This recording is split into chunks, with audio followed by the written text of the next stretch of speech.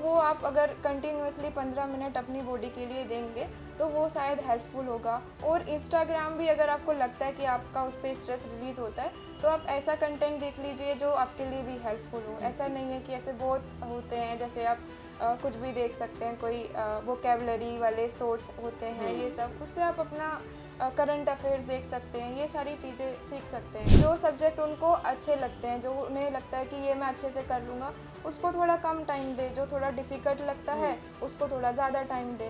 तो बाकी बच्चों के लिए मुझे नहीं लगता और कोई काम है पढ़ाई के अलावा। अगर वो पढ़ाई कर रहे हैं, तो अगर वो टारगेट कर रहे हैं किसी एग्ज़ाम को क्रैक करने का, तो फिर वही है कि अपना उसके हिसाब से अपनी स्ट्रेंथ और वीकनेस के हिसाब से अपना टाइम टेबल, क्योंकि हर किसी के लिए डिफरेंट होने वाला है। हेलो एवरीवन, आज मैं मौजूद हूँ लखनऊ विद्यापीठ सेंटर में और हमारे साथ पीडब्ल्यूबी टीचर केमिस्ट्री पढ़ाने वाली तनु मैम है। तो चलिए तनु मैम से जानते हैं उनके एक्सपीरियंसेस के बारे में, कैसा है उनका पीडब्ल्यू का सफ़र, और करते हैं उनसे कुछ ढेर सारी बातें। Hello ma'am. Hello ma'am. Ma'am अपने बारे में कुछ बताइए। Okay, thank you ma'am first of all asking me to this question. So सबसे पहले जैसे मैं आपको बता सकती हूँ, ये मेरी पहली जॉब है। तो सबसे पहली मेरी जॉब ये थी और मेरा यहाँ का एक्सपीरियंस बहुत अच्छा रहा, क्योंकि जैसे सुनती हूँ अपने दोस्तों से, वो लोग कॉरपोरेट का जैसे देखते हैं कि उतना अच्छा उनका नहीं रहता है, लेकिन मेरा एक्सपीरियंस गुड था। मतलब पीडब्ल्यू मेरे लिए मुझे लगता है बेस्ट था अभी और रहेगा भी आगे। जी, तो ये मैम ये जो सपना था टीचिंग का, वो आपका था या पेरेंट्स का था? नहीं मैम, मेरा सपना था ये। आपका सपना था। हाँ। कैसे देखा था ये सपना? घर में टीचिंग का माहौल है अच्छा। या क्या था? पहले तो मतलब मेरे पापा भी टीचर ही हैं, और जैसे कि ये होता था कि जब मैं क्लास में मतलब I was a bright student, जब मैं अपने क्लास में थी तो क्या होता था कि कुछ भी बच्चों को दिक्कत आती थी तो मैं बहुत अच्छे से उनको वो जो टीचर पढ़ाया है अच्छे से बता पाती थी। तो सारे दोस्त मेरे यही बोलते थे कि मतलब तेरा जो एक्सप्लेनेशन है वो बहुत अच्छा है। तो मुझे लगता था कि हाँ, अगर ऐसा है तो धीरे धीरे और वो बढ़ता गया और मुझे अच्छा लगने लग गया। तो बस वहाँ से वो इंटरेस्ट मेरा डेवलप हो गया था। ओके, तो मैम केमिस्ट्री ही क्यों, कोई और सब्जेक्ट क्यों नहीं? अच्छा, केमिस्ट्री ये इसलिए कि केमिस्ट्री मेरे को पहले से ही अच्छा लगता था, कि 12th में मेरा मार्क्स अच्छा था, पहली बात तो ये, लेकिन वो कोई रीज़न नहीं था। लेकिन हाँ कि फिर जब मैंने बीएससी में दिल्ली यूनिवर्सिटी में एडमिशन लिया था, तो उधर क्या था कि मैं ये जो कट ऑफ थी वो क्लियर कर पा रही थी एडमिशन लेने के लिए। मेरा मतलब ओवरऑल साइंस का जो परसेंट था वो अच्छा बना था। और फिर जैसे धीरे धीरे थोड़ा उधर रिसर्च में भी थोड़ा इंटरेस्ट डेवलप हो गया, कि फिर क्योंकि फिजिक्स मेरा वीक था, इसलिए मेरा फिर ऐसा हो गया कि केमिस्ट्री अच्छा चल रहा है तो इसे ही लिखते हैं। तो ध्यान रखिएगा, फिजिक्स बच्चों का ही नहीं मैम का भी वीक हो सकता है।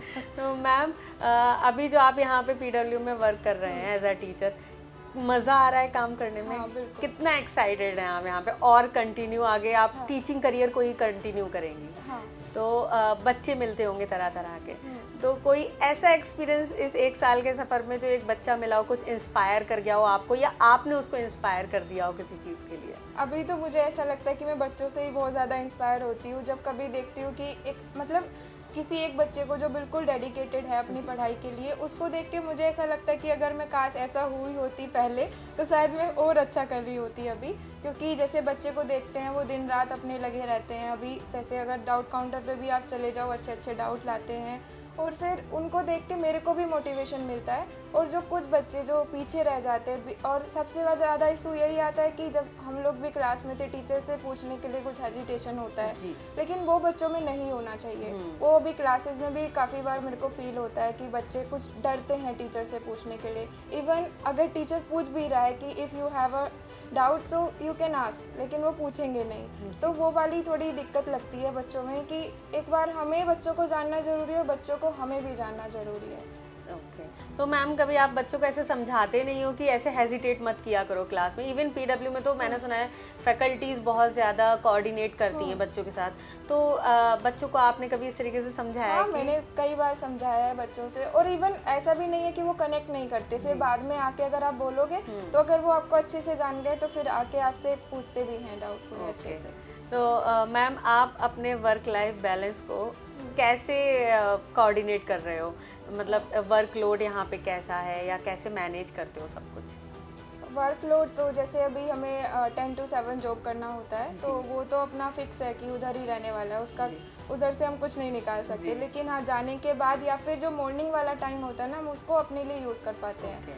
जैसे सुबह अगर मैं जल्दी उठ जाती हूँ, मतलब 5 बजे मैं उठ गई, फिर उसके बाद थोड़ा एक्सरसाइज वगैरह ये सब कर लिया और खुद से खाना बनाती हूँ, तो मतलब मेरे को कुकिंग करना थोड़ा मेरा ही वो है कि मुझे अच्छा लगता है।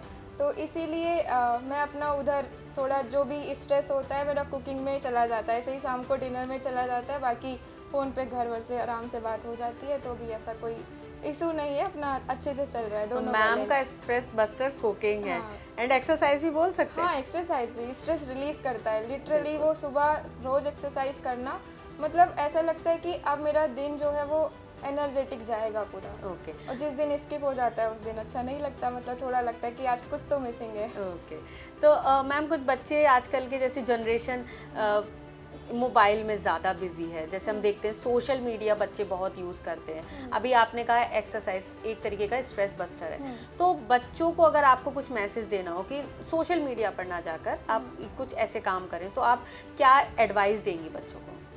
अच्छा, पहले तो यही कि उनको बोलूँगी कि अगर आप 15-20 मिनट आप इंस्टाग्राम बिल्कुल बेकार का चला रहे हैं और उससे अगर आप कुछ नहीं सीख रहे हैं, तो प्लीज़ उसके लिए मतलब उसको स्टॉप करके आप अपनी हेल्थ को ज़्यादा ध्यान दें, क्योंकि आपको पढ़ना है मतलब दिन से रात तक आपको पढ़ना ही है, और आपको पूरा मतलब बैठना है चेयर या टेबल पे, तो मतलब चेयर पे बैठना है, तो उसके लिए आपके पास वो एनर्जी होनी चाहिए, आपकी स्ट्रेंथ होनी चाहिए बॉडी की।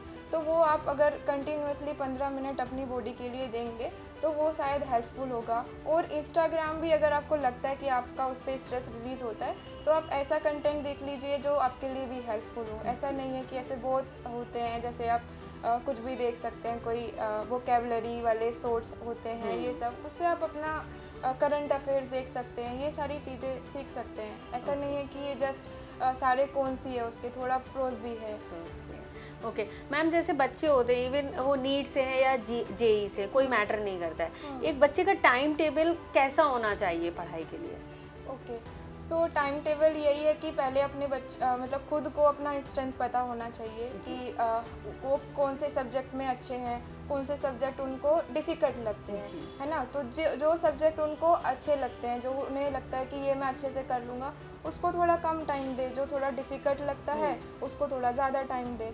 तो बाकी बच्चों के लिए मुझे नहीं लगता और कोई काम है पढ़ाई के अलावा। अगर वो पढ़ाई कर रहे हैं, तो अगर वो टारगेट कर रहे हैं किसी एग्ज़ाम को क्रैक करने का, तो फिर वही है कि अपना उसके हिसाब से अपनी स्ट्रेंथ और वीकनेस के हिसाब से अपना टाइम टेबल, क्योंकि हर किसी के लिए डिफरेंट होने वाला है।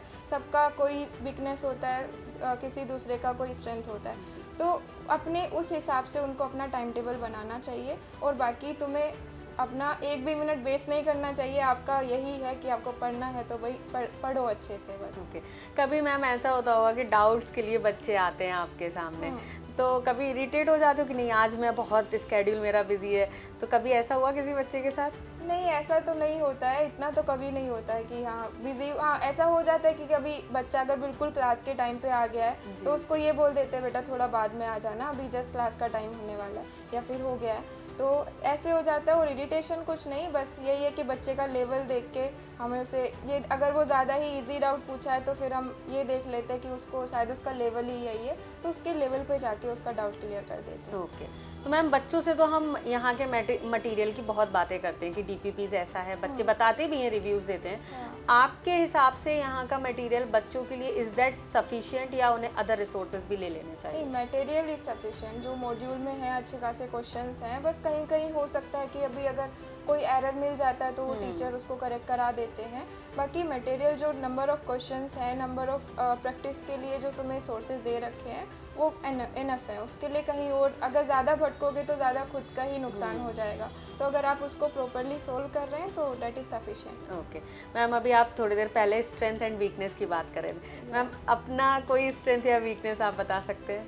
अच्छा, मेरा स्ट्रेंथ यही है कि मैं अपने काम को प्रोक्रास्टिनेट नहीं करती हूँ। अगर मुझे ये आज करना है तो आज ही करना है। जैसे ऐसे कभी होता था जब पहले मैं एक्सरसाइज नहीं करती थी, तो मेरा ये था कि शायद मैं ये करती थी कि आज से नहीं कल से करेंगे, कल से नहीं फिर अगले दिन से करेंगे, लेकिन वो मैंने थोड़ा कम किया। मैंने बिल्कुल अभी आज बोला है कि अगर आज मुझे ये शेड्यूल फॉलो करना है, ये चीज़ करना है तो आज करना है, क्योंकि कल फिर ऐसे बोलते हैं ना कभी नहीं आएगा। आज करे सो क्या बोलते हैं उसको? काल करे सो करे सो आज कर, आज करे सो अब। हाँ, तो ये वाला और वीकनेस मैम? वीकनेस मैम बस यही कि कभी कभी ये हो जाता है कि थोड़ा होम सिकनेस हो जाती है, बाहर रहती हूँ तो ये शायद लगता है कि थोड़ा वीकनेस हो गया है कि मतलब अब घर जाना ज़रूरी है। पहले अब काम अगर है तो उसको थोड़ा डिले कर लो, लेकिन मम्मी का याद आ रहा है तो मम्मी की याद ही आ रही है। तो एस्पिरेंट्स ही नहीं, हमारे फैकल्टीज़ को भी होम सिकनेस होती है। ओके, तो अब हम मूव करेंगे हमारे सेकंड सेगमेंट की तरफ, जिसमें हम मैम के कुछ पॉइंट ऑफ व्यूज़ लेंगे। एक क्वेश्चन मैम से पूछेंगे। मैम, जैसे कि आजकल एक क्लाइमेट चेंज एक बहुत ज़्यादा एक टॉपिक बन गया है, जैसे अभी हीट वेव्स आ रहा था, एकदम मॉनसून डिलेज, तो आप केमिस्ट्री की टीचर हैं, तो इसका क्या प्रभाव पड़ रहा है? आगे आने वाली जनरेशन इसको कैसे फेस करेगी, जो गैसेस वगैरह? तो थोड़ा अगर आप अपना पॉइंट ऑफ व्यूज़ के बारे में बताएं। ओके, सो क्लाइमेट चेंजेस बेसिकली हो किसकी वजह से रहा है? ग्रीन हाउस गैसेज जो हमारे एनवायरनमेंट एटमॉस्फेयर में बढ़ जा रही हैं। जैसे अगर बात करें मीथेन हो गया, CO2 हो गया, N2 हो गया, ये सारी गैसेस का एक बैलेंस होना चाहिए। इनका अगर बैलेंस बिगड़ा तभी हमारा जो एटमॉस्फेयर है उसका बैलेंस मतलब वो बिगड़ जाएगा। जैसे ये गैसेस क्या होती हैं, सारी गैसेस एटमॉस्फेयर की जो है उसको ट्रैप करती हैं। अब क्या है, अगर ट्रैप जैसे इनका कंसंट्रेशन बढ़ गया तो क्या होगा, हीट वेव मतलब ज़्यादा गर्मी लगने लग जाएगी अगर जैसे ही कंसंट्रेशन बढ़ेगा। तो उसके हिसाब से ये आने वाली जनरेशन पे इफेक्ट भी डालेगा। जैसे अभी हम ही फेस करते हैं, कभी मानसून पहले जल्दी आ जाता था, अभी क्या हो रहा है, कभी लेट आता है, कभी जल्दी आता है, पता नहीं क्या हो रहा है। और वाटर क्राइसिस भी देख सकते हैं, वाटर का शॉर्टेज चल रहा है हर जगह देखा जाए तो। लेकिन पहले अगर देखें तो गांव में भी जो नल होते थे वो बहुत ऊपर ही पानी आने लग जाता था, लेकिन अभी अगर समरसेबल से भी बोले जो वो होते हैं उसको भी बहुत अंदर तक डिग करना पड़ता है ताकि मतलब पानी प्रॉपर मिल पाए। तो पहले क्या था, पहले ऊपर ही पानी था, लेकिन अभी बहुत अंदर हो गया। तो आगे हमारी जनरेशन काफ़ी सफ़र करेगी। Thank you so much ma'am, thank you. आपसे बात करके बहुत अच्छा लगा, मैम से बात करके बहुत अच्छा लगा। जो उन्होंने सोशल मीडिया के बारे में आपको बताया, एडवाइस दी, प्लीज़ उसको फॉलो करें और अपने सपने को पूरा करें। Thank you.